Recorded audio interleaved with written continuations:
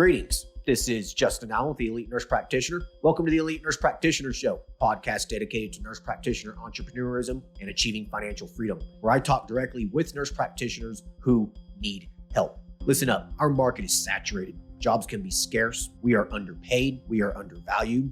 We are taken advantage of by the sharks within the healthcare system, and frankly, screw that. Sick of it, and it's time for a change. And listen, I'm here to help make that happen. We are powerful. We can forge a path where we are in control of our career and ultimately our financial and personal well-being. You do not need to submit to healthcare administrators and your doctor overlords. You do not have to take a measly salary.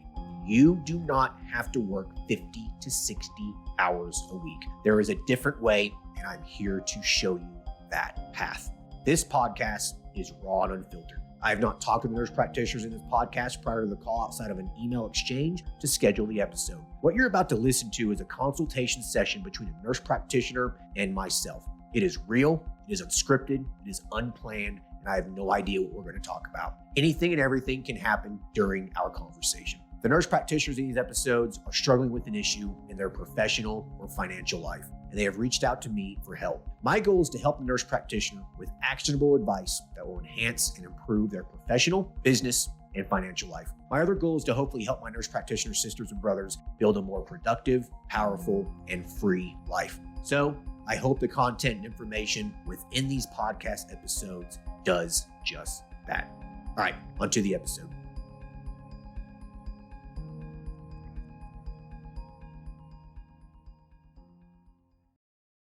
Hello, everyone. Today, we will be talking with Susan. She is a women's health nurse practitioner, and she practices in New Jersey. She's been on disability for the last year and a half, but now she is ready to get back to work. She is unable to go back to work into a full-time capacity, so therefore she's wanting to start her own part-time practice. She is interested in starting a hormone replacement therapy and weight loss practice, and she wants to focus treating women mostly, but she's also interested in seeing men for their hormone needs, as it is still within her scope of practice. She has not started the practice yet. Therefore, she is starting from the ground floor. Hey, Susan, how are you? Great. Thanks, Justin. How are you? Hey, I'm doing pretty good. So let's just jump right into this. Appreciate you hopping on the call with me and hope we can help you out. So tell me a little bit about yourself. How long you've been a nurse practitioner for? What you've been doing since you became a nurse practitioner, maybe your already experience. Just kind of sum up where you're at in your professional life. Okay. So I've been a nurse since 1991. So that this was my 30-year anniversary of being a nurse. I've been a nurse practitioner, though, just a few short years, only about 3 years. Just really focused on family life balance before I went back to be a nurse practitioner. I knew that was something I always wanted to do, and always wanted my focus to be on women's health. So that covers obstetrics and gynecology, but I was really more focused on helping women that were past years of childbirth. So working more in the perimenopause and menopause space. So that was my focus as a nurse practitioner primarily. Okay.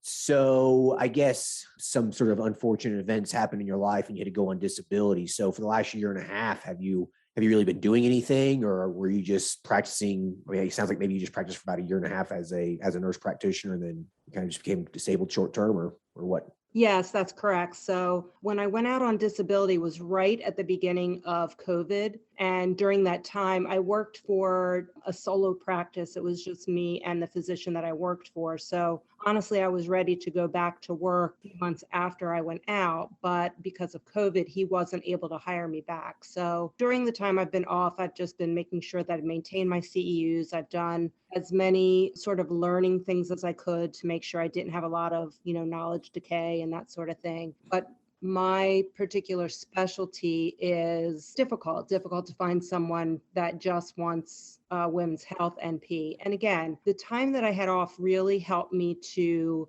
sort of hone in and focus on what I really wanted to do with my career. It was difficult, coming out of school and not being able to see patients and take care of women the way that I wanted to. I got really caught up in that seeing as many patients as you could in the shortest amount of time, and as many patients as I could cram in a day on my schedule. And it was really difficult, especially as a new NP. I just didn't want to practice that way. And because of the health issues that I experienced, it's not something that I felt like I wanted to do when I went back. And that was really what sort of drove me to this, was that I want control of my own schedule. I want to control how many patients I see an hour, how long I spend with a patient, and really give the kind of care that I want to give. So that's what my focus is going to be moving forward. So you got a small taste of the rat race of medicine just for about a year and a half, and you decided that you don't want any part of this. Yes, that's correct. It really did not take long for me to pick up on that. And I sort of knew that going into it, I guess, because, I've been a nurse for such a long time. I wasn't, naive to the way that medicine works. But once I was actually the provider living it, I just wasn't happy with going home at the end of the day and not feeling good about the care I was providing, because I knew that I just felt like I could do so much better and serve women so much better than I was able to. Yeah, good for you. I mean, you kind of came to an enlightenment pretty early in your career. I mean, a lot of us, we had to deal with that rat race for years and years. I mean, I think I did it for 6, 7 years before I decided, enough was enough. So you saw the light pretty early. So good for you. So you're wanting to jump into, starting your own practice and that sort of thing. So what are you thinking about doing? Where have your interest aligned here in terms of starting your own practice? What is it that you want to do? Well, as a women's health NP, I have a more narrow scope than someone who's FNP or that kind of thing. So the reason that I went back to school in the first place, and the reason I chose the track I did, was because I felt like women in perimenopause and menopause and those years and beyond were a really underserved group of women. And I felt like once you're past childbearing years, you're kind of dumped into this system where you just get lost. Like, your primary doesn't know what to do with you. You go to GYN and they just want to sort of tell you, oh yeah, you can expect to feel that way. It's normal. But so many women just don't feel good. And I think that they could feel better. I think that the quality of life that a lot of women during that transition time are experiencing is a really reduced quality. There's so much out there that could help them, and they don't know it, and there are not enough providers bringing that to them to help them really improve and live the quality of life that they could. And I wholeheartedly believe in, managing balancing hormones, that kind of thing. And the same goes for men too. Men have hormones too, and they could be feeling a whole lot better as well. So I really think it's just a space that needs a lot more providers to care about it. Gotcha. So basically just hormone replacement therapy, preventative kind of care, just more of a holistic approach. It sounds like that's pretty much what you want to do, is what it sounds like.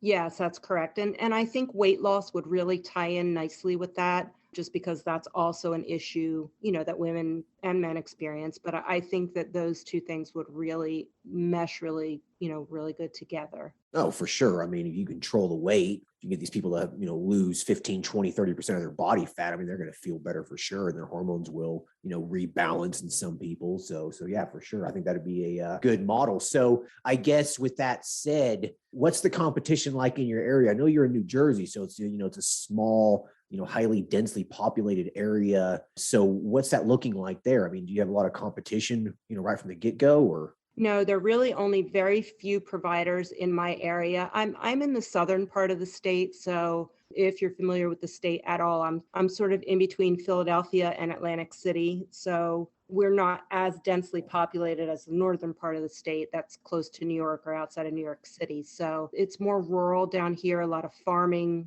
communities, much less densely populated. So there isn't very much in the way of hormone replacements. The practices that do hormone replacements are mostly pellet-based practices, which I, eventually would love to add something like that. But I think that there's also a happy medium between, our regular route and pellets. I would like to have the choice. So the practices that are pellet-based, it's sort of like that's the only choice there is. And then other than that, GYN practices that are managing hormone replacement. But there's nothing or very, very little in my area that's just women focused, that's just to balance and manage hormones. So that's sort of my niche. That's the space that I want to focus on.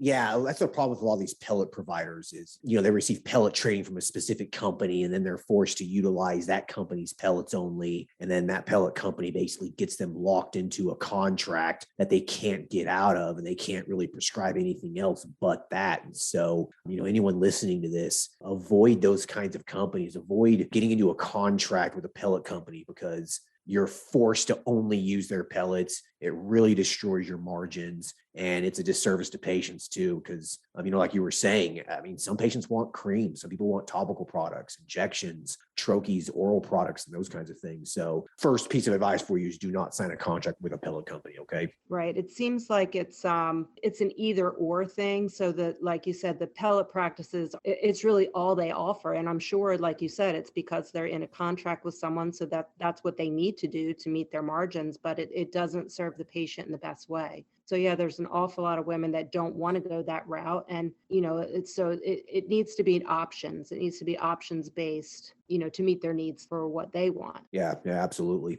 Okay, so then there's not a whole lot of competition then. So how are you envisioning this practice? Are you thinking that it's going to be something focused just on hormone replacement therapy? Like, are you wanting to market it that way and then just do some weight loss services in it? Or are you going to want to, market it as both service lines? Are you wanting to do anything else in it? Are you wanting to do any kind of primary care, preventative stuff? What's your vision of this practice? Well, my vision would be I would love to be able to do both things from the beginning and market from the beginning the hormone replacements along with the weight loss. And a suggestion, or I'd like to get some input from you as far as your opinion on the best way to start. I don't want it to be so broad that I feel overwhelmed or feel like I'm not providing the care that I want. But I think that hormone replacements and weight loss work so nicely together. If that's something I feel like I could manage, I would like to do that. But, I also would love to do vitamin injections. I'd love to have an IV room, maybe some aesthetics. So sort of like a total women's clinic kind of thing. That would be the bigger picture for me. Initially, though, just in thinking about the space that I have a friend or a colleague that I can rent a room from to start with. So, in looking to keep my overhead as low as possible, that's an option for me just to start with, one room within a clinic. It actually is in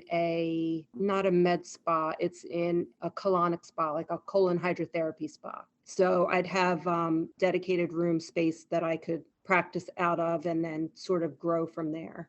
Yeah, I think that would work. It would definitely keep your expenses down. And, you already have patients walking through the door, that are going for those services there. So, I think that would definitely work at first. You're definitely going to need to grow out of that at some point, though. And so, that point will be very, very obvious to you. You'll just know that you're going to reach a ceiling very, very fast, just renting someone's room or just renting a room out of another practice. So you're going to hit a ceiling very, very quickly there. But, to lower your overall risk and to keep your expenses down, I think that strategy is just fine. In terms of the services, yeah, I think you're right there. I don't want you to get in here, doing so many services at one time. It's just going to overwhelm you and it's going to really take away from the specialty of the practice. And so I think that's a good idea.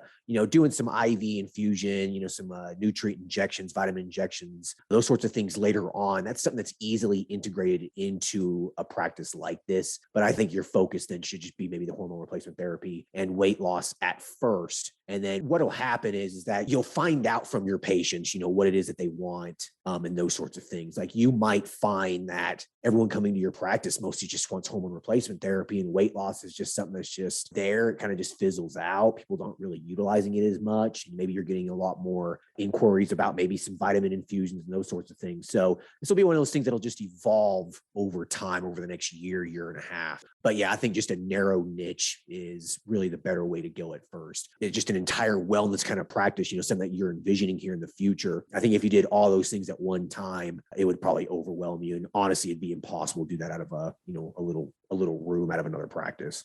Okay, good. Yeah, that's was sort of my thought, and just I want to focus on the hormone replacements and really that be my base, or that be my, who I am. Yeah. And then grow from there. And I'm fine with however much time that takes. It's, I'm not in a rush. I just looking to add on, just like you said, like when I'm ready. Yeah. And whatever amount of time that is fine. I know there's a nurse practitioner I've talked with over on the Elite MP Facebook group, and I believe she operates her practice like just 20, 25 hours a week.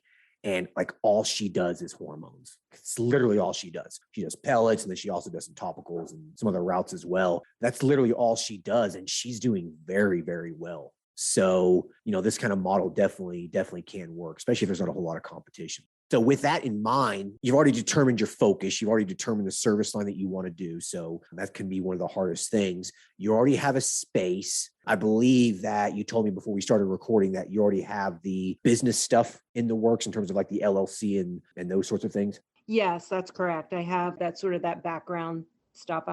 Is in process right now. Okay. Once you get all that completed, you're going to be pretty much ready to rock and roll here. Are you going to need to furnish anything in this room, or is it already furnished? There are furnishings there, but I'm pretty sure that I would want to put my own furnishings in there, which is fine. I can either use what's there or do my own. The person that owns the practice is fine with whatever I choose. So I sort of have this vision of women being able to come to a place that, they're comfortable. So like, a couch and a coffee table and some chairs. It doesn't necessarily require me to do any kind of exam. So I don't necessarily even need an exam table. Once I move on to pellets, I know I will need that kind of setup. But since most of it is symptom driven and just for us talking, I'd love to have a space that's comfortable for them to come to, that feels personal. Yeah, that's how my men's health practice is. Like you walk into our lobby, I have like a leather recliner, sports magazines. There's always something kind of, male specific on the TV. And, it's just a really laid back place. People, guys can come in, no judgment kind of feeling. So I totally get your vision here. So yeah, now in terms of the finances here, what are you looking at? Do you have any idea how much this place is going to cost a month? Well, right now, I don't even have a cost. And this is sort of a crazy situation, but my husband is a chiropractor and he barters space with the person that owns the clinic. So she's not charging us to use the space. He's bartering services with her. Awesome. Okay, so you're in a really good position here. Now, where are you at financially? And it sounds like your husband's a chiropractor. So, I guess financially, you guys are doing okay. Yeah. So, we have some money set aside because this is something that I've been wanting to do for a while. So we do have some finances set aside. I still want to keep the overhead as low as possible. And maybe that was a question that I had for you as well, is that if you have the money set aside, is that the best way to go? Or is it better to, do a small business loan and keep your own finances in the bank? Or what would you say about that? If this may be something that I could get off the ground for, 5-10 grand or less. Yeah, never take out business debt if you don't have to. Just don't. The terms are usually okay. The interest rates are usually, between 5 to 7%. The loan terms are usually 10 to 15 years. And you have to pay, some different charges getting the loans originated and, those sorts of things. A lot of successful entrepreneurs believe that business debt's some of the stupidest debt you can get. Others believe that if you leverage it correctly, then you could utilize it in your favor, turn $100,000 into $10 million sort of a thing. It's just like, purchasing rental real estate. I could go buy a $300,000 cabin in the mountains, pay cash for it, $300,000 and, generate $3,000 or $4,000 a month in revenue.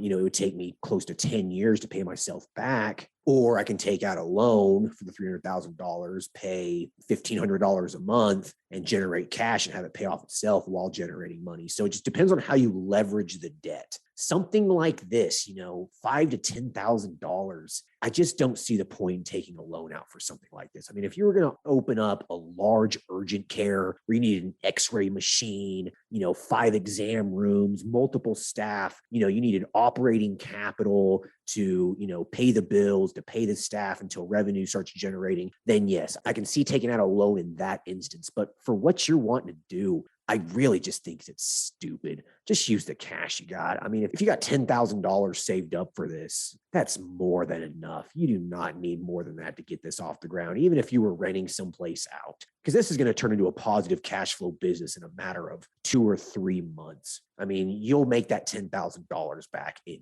no time. So my recommendation would be is if you got the cash, just put the cash into this and start this business debt free. The books are automatically in the black, basically. So that's just my 2 cents on that. Okay, yeah, that's great. That really helps out a lot. And it's also one less thing to worry about is, finding a loan and all of that. I'm trying to streamline it and keep it as simple as possible.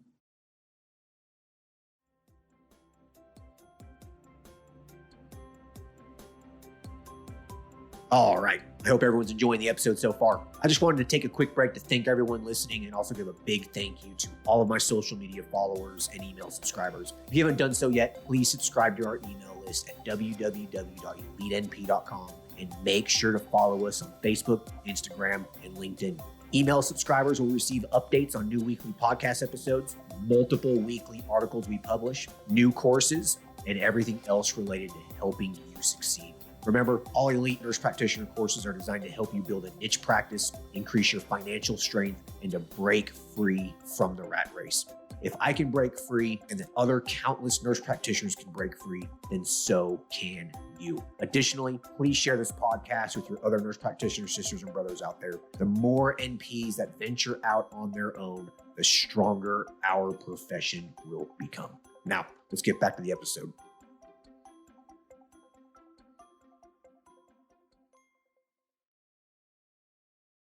So with that said, how much money do you have to invest in this? Or how much money would you be willing to lose if it just failed? Like, it's not going to be something detrimental to your overall financial health. We have about $10,000 that would not impact us, one way or the other. Good. You can really just get just about any kind of niche practice up and running for less than $10,000. And especially something like this, you do not need a whole lot of equipment or anything crazy here. You're not buying a $50,000 cool sculpting machine or anything crazy like that. So you're sitting pretty financially. So that's really, really good. Now, what's the next step for you then? When are you wanting to get this up and running? When are you wanting to start it? Well, I think I have projected for the spring, for a spring start. Some of the things that I need to iron out would be supplies and that kind of thing. And of course, my state of New Jersey requires a collaborating physician for prescriptive authority for practice, but for prescriptive authority. That's going to be, some of my overhead there. However, right now, nurse practitioners in New Jersey have temporary full practice authority. That was something that our governor signed back in the beginning of COVID in order to, get more nurse practitioners able to see COVID patients. So it's a very unique situation in our state right now. It's been about 18 months that's been in effect, and it is due for renewal at the end of January. So, if he renews it again, then that'll give us another bit of time. I'm really, really hoping this is going to be sort of the impetus to give us full practice authority, because I know the State Nursing Association is working really, really hard on collecting all the data that shows, what a thing it's been for nurse practitioners to have full practice authority during this time. But I don't know what to do with that right now. Like if I was going to go and practice tomorrow, technically I wouldn't need a collaborating physician. However, if it does not get extended and we're back to where we were, which is restricted practice authority, then I would need a physician for my prescriptive authority. That's where I am with that right now. So a couple thoughts here. First and foremost, it's safe for nurse practitioners to be seeing patients independently right now during COVID. Before it wasn't and after it's not going to be. I mean, just absolutely ridiculous nonsense. Are there thousands of patients dying from the hands of nurse practitioners over the last 18 months? I highly doubt it. So, I hope New Jersey gets their shit together and goes ahead and gets independent practice going. Exactly. I've been reading all of the, the white pages and the data they've collected. And there have been absolutely no adverse events of patients that have been taken care of by nurse practitioners. Yeah.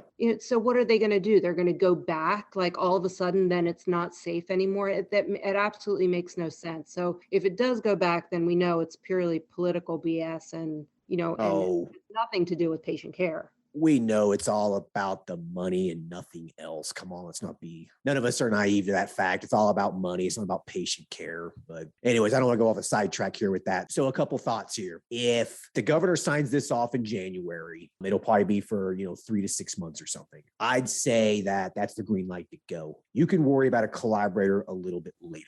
I mean, you can get a collaborator in less than a month. So that shouldn't really be that big of a deal. I mean, you can use our collaboration network. You can put an ad on Indeed. You can find a collaborator in a pretty short amount of time. So if he signs off on that in January, that's a green light. You go. Okay. You don't have to wait till spring to get this started. You can get this started in a matter of a month. Ordering supplies and whatnot. You can get these accounts started with McKesson, Henry Schein. You can get these accounts started very quickly and you can order supplies and equipment very, very quickly. You could have this up and running in less than a month if he signs off on that order in January. Okay. Okay. Yeah, that's awesome. If I have to go the route of getting a collaborating physician, what would be fair to say as far as what I'd expect to pay someone? And is it monthly? Is it I'm not sure how all of that works. Yeah, so typically it's a monthly fee, and it really just depends on how much you're going to be utilizing the collaborator. It really just depends on how often are you calling them, how often are you needing their assistance, and that sort of thing. If you're not going to be calling them very often, you're not going to be really needing their assistance very much at all, between $500 to $750 a month. I mean, if you're going to be blowing up their phones and that sort of stuff, then you're going to pay, closer to $1,000 to $1,500 a month. But yeah, it sounds like you're pretty competent in what you're doing. So $500 to $750 a month. Yeah, really, I just really, all I need is their signature. I'm not really looking for someone to mentor me or anything like that, because most likely it wouldn't be what I'd want to hear anyway, or what I'd want to do. And I don't know if it's like this in every state, but the way that our state reads is they only have to do one chart review a month with me to count as my collaborator, which again is ridiculous, but that's all they're required is one chart a month to review. Yeah, it's kind of ridiculous. I mean, how does that improve patient safety? I mean, come on. It's just for the collaboration fees, nothing else. But yeah, $500 to $750 a month. That's all I would pay for something like this. It's going to be a part-time practice. I mean, you're not seeing thousands of patients, I mean, you're going to be seeing maybe a dozen patients a week kind of a thing. I mean, this is super low liability. So I wouldn't pay more than $500 to $750 a month for something like this. Okay, perfect. Yeah, that's exactly what I had in mind. And you're right. It's part-time. It's not going to be a whole boatload of patients that they'd be responsible for collaborating with me on. So, okay, great. Yeah, I mean, this isn't an urgent care where you're seeing 70 patients a day, 3 or 4 days a week, Giving yourself a opening date of, sometime in the spring. I think you're giving yourself an unnecessary obstacle here. I think you're delaying it. I really think you could get this up and running in February. I mean, getting this up and going is not that difficult. As soon as you get that LLC, open up your bank account, I mean, you're pretty much ready to go from a legal standpoint. And then you have the office already, at that point, it's just ordering supplies and just starting to see patients. So you could have this up and running by February easily. Okay. So don't purposely delay this anymore. You could really get this up and running very, very quickly. Okay, great. So that's awesome. I definitely could rethink that. I don't really have anything else holding me back. I don't, like I said, I don't work another job or that sort of thing. So yeah, I definitely could rethink my opening. Sure. Yeah. Yeah. If the governor signs off on that in January, it's go time. Okay. Right now, like this week, next week, you need to be on the phone. You need to be creating accounts with compounding pharmacies. You need to be creating accounts with medical suppliers. Like, get these accounts up and going. Get signed up and you're ready to go. And then once you open that door up, all you gotta do is just make a few orders and you're pretty much ready to rock and roll here. So, and then at that point, just getting people in the door. I think that's probably going to be one of the hardest things for you, just getting the word out to get people going through the door. That's just more or less a marketing game at that point, unless the practice that you're already in, unless they're going to start, giving you patients. So do you know much about marketing? Have you put much thought into it? Not really. I did purchase your marketing course, so that's going to be sort of where I'm going to focus on as my learning for marketing. I was planning on using social media as much as possible because I think that is probably my best bet for local traffic and that sort of thing, unless you think that there's some other thing I should focus on. No, I mean, social media has one of the best returns on investment in terms of marketing goes. So I think you'd be a fool not to be utilizing it. You'll have your Google business listing up and running. So people who are looking for hormone replacement therapy, I mean, they'll just automatically find you. They'll go to your website. So, make sure you have a good website built. If you need a web designer, let me know. I can get you in contact with my guy, but you really need a good website. You need to have that Google business listing up and running. So that's going to be more or less just organic digital traffic. So people will just be looking for you. They'll find you and they'll call you. Social media ads, that's, pay-per-click stuff. So you're sending the signal out there. You're sending the message out there for people to see it. And then it elicits a response. And then they go to your website and then they make a phone call. If you're in more of a rural area, just some good old fashioned traditional marketing tends to work as well. Newspapers and billboards and that sort of thing. Will you have the opportunity to have any kind of roadside sign frontage at all? Not necessarily roadside, but the colonic spa is in sort of a little, it's not like a strip mall. It's more like a little village, like a little town square sort of thing. So I can have signage on the building, but Okay. not one that you'd see from the road. Does that get a lot of foot traffic in there?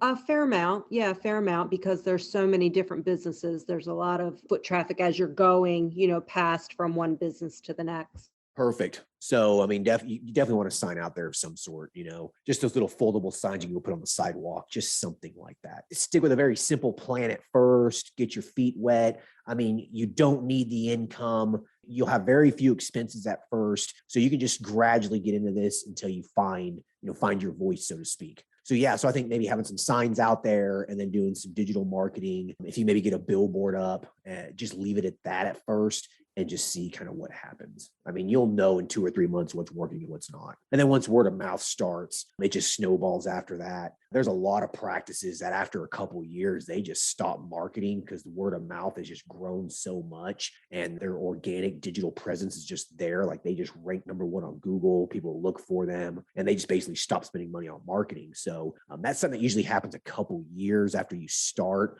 unless you just happen to just offer a gold mine service that's just in super high demand in your area. I mean, these are things that you're going to find out when you get started. Right. Okay. That makes sense. Can I ask you a question just to circle back to one quick thing? Sure. When I'm calling to set up accounts for supplies and that sort of thing and the compounding pharmacies, do I need like verification that I have a collaborating physician or anything like that? In the state of New Jersey, probably. I mean, even if the governor has signed these orders, lifting the restrictions, and you might be able to show that to the compounding pharmacies and medical suppliers and that sort of thing. But I don't know if that's going to work or not. That's actually a really good question. I'm going to probably lean towards they're going to need someone on file probably. Okay. Yeah. It's kind of weird. I mean, there's like most nurse practitioners don't even know that that's what happened. It's, just because I've been following it that I know, but yeah, it's just a really odd sort of thing right now. That would be all I could show them is what the current status is, but I don't even know if that would work since it's temporary. Yeah, I don't know. So what I would do is like maybe tomorrow, just call up a few of them and just see. I mean, it'd only take you 5-10 minutes at most to figure that out. You know what I mean? So, Okay. in terms of your service line and what you're wanting to offer, make sure that you name this practice, something, bring your body in balance, something that's just holistic sounding. And then you have hormone replacement therapy and weight loss, as a subheading for the title of your practice. So make sure you create a name for this practice that makes sense. Okay. Okay. That's great. I have been stuck there. I don't have a good name that it feels right yet. Yeah. I mean, you could just do like your local county name, the city name, something like that, wellness, and then underneath it, hormone replacement therapy and weight loss services. If you're going to want to target women specifically, make sure you have women or something that is relatable to women in the name as well. Okay. Okay. Is that a good idea to do if I know that I want to eventually add men's services? Yeah, I mean, if you're going to want to do men's services, I mean, if it's within your scope, probably wouldn't be a good idea. So it's really going to be up to you. So maybe more of a generic name, something wellness, hormone replacement therapy and weight loss services would be better if you want to start seeing men. I mean, if there's a need for male testosterone replacement therapy in your area, I mean, that could be a potential gold mine in itself. Well, I know that there are no men's TRT clinics or even physicians that are doing it, because my husband was looking a couple of years ago, and there is absolutely nothing within probably 30 miles, 40 miles of where we are that offer that service. Or if they do, they are so booked that you can't even get an appointment for 3 months. I think it would be definitely good for me to offer. Oh, absolutely. I mean, that's a potential gold mine itself. You might find that you're seeing more men's patients for hormone replacement therapy than, female patients. So your practice's name needs to be a little bit more generic sounding, okay? But make sure hormone replacement therapy is definitely in that name, and weight loss if you really want to focus on the weight loss. But make sure that those are in the name so people realize what it is that you're doing. Okay. All right. Great. That makes sense. Do you have any other specific questions? I mean, it sounds like, this is pretty much organized in your mind. I mean, it sounds like that you have the idea, you have the money, you're going to have your LLC. I mean, you've put some thought into this. So it sounds like you're just ready to go. It sounds like you just need to take action and just pull the trigger and go. At this point, Justin, I think I'm just, I've never done anything like this before. So I think I'm so hesitant that there's something I'm going to miss because I just don't know what I don't know. And I don't want to get stuck in, paralysis analysis.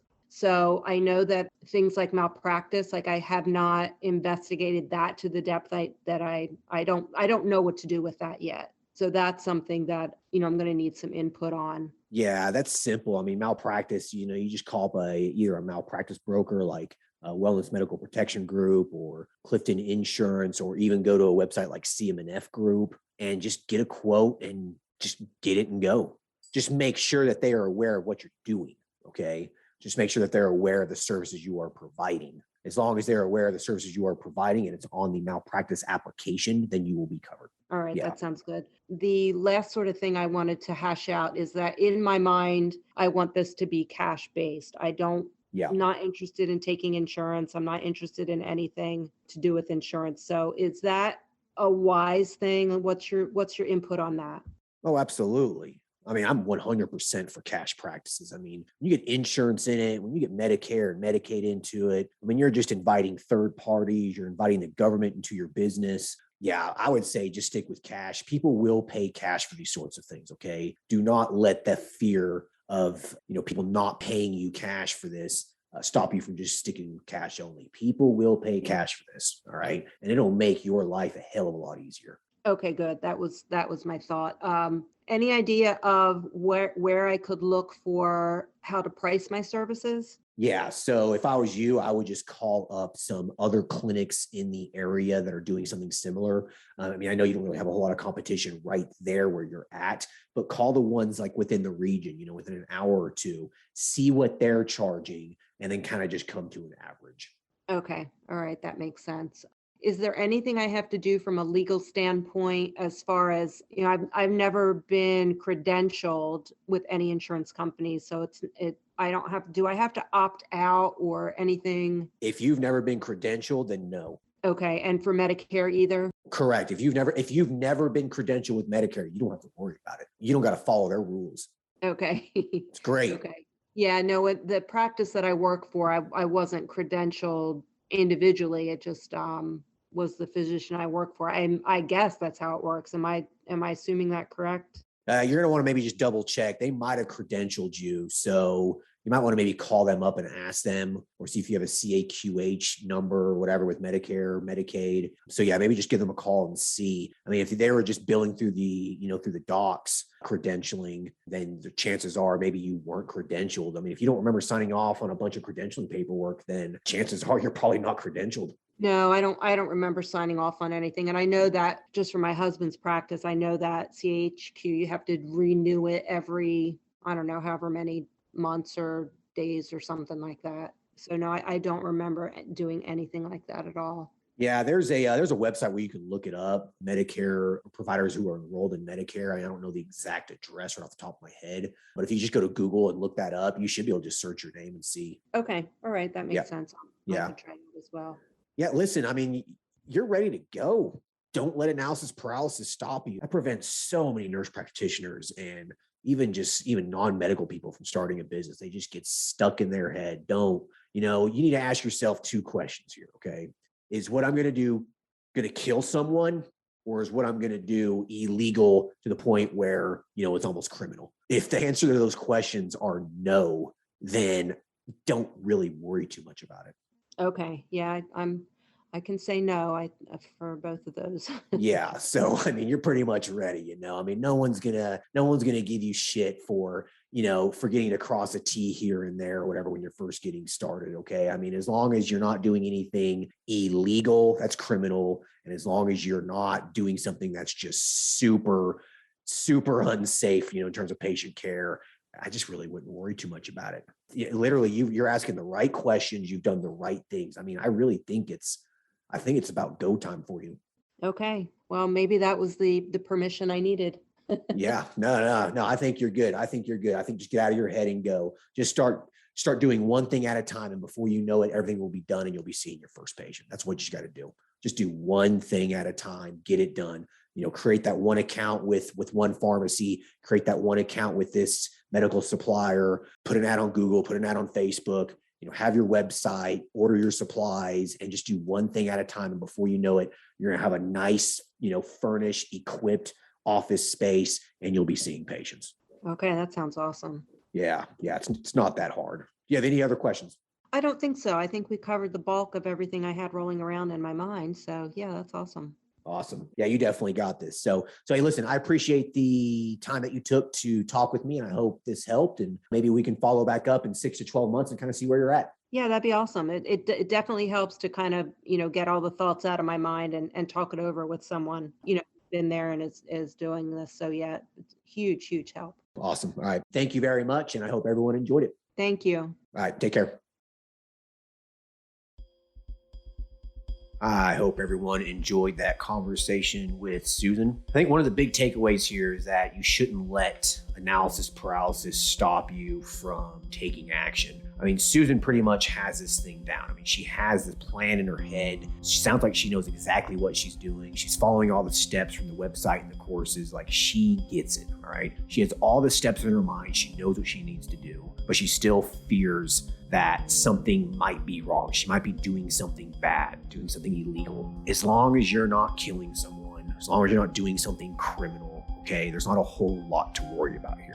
Just ensure that you follow the appropriate steps, right? Make sure you have a legal entity. Make sure you know what your service line is. Make sure you know where you're going to be practicing, who your patients are going to be, right? Make sure you have a good, solid malpractice policy. Make sure you do these things, okay, that are outlined on the website and in the courses, and you will be fine. Do not get stuck on little minute details. Those minute details can be worked on later, all right? Your goal is to get the door open and start seeing patients, okay? You got to get the door open and start generating some revenue and start seeing the patients, okay? That's what you need to do with the business. Do not get hung up on small details. Susan has all the details worked out. She's ready to go. She just needed a little bit of some reassurance from me, and hopefully she'll pull the trigger and get started. I hope to maybe follow up with her again in 6 to 12 months and see where she is at. I hope everyone enjoyed this episode. You guys take care.